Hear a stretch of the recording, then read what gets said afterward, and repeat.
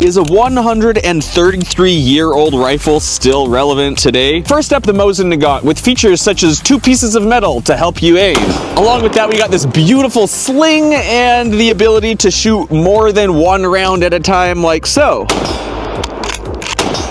And now, for our most modernized rifle, I brought in the Humble AR-15 with some insane upgrades. This grip with this hand stop were both made by Future Forged grips. Made to be extremely ergonomic, it was custom made to fit my hand. The material is so rough, it actually has to be printed through nozzles made out of gemstones. Next, we have a polymer magazine, a skeletonized magwell from Sharps, an FRT trigger, allowing you to pull the trigger very quickly. But next up, the Hydra Optic. Made by DNT, this is thermal vision, which allows you to see heat signatures. As you can see, that target's heated up in the sun more than the surrounding area. So is a Mosin Nagant still relevant? Absolutely, it'll still kill a deer dead, but which one would you pick?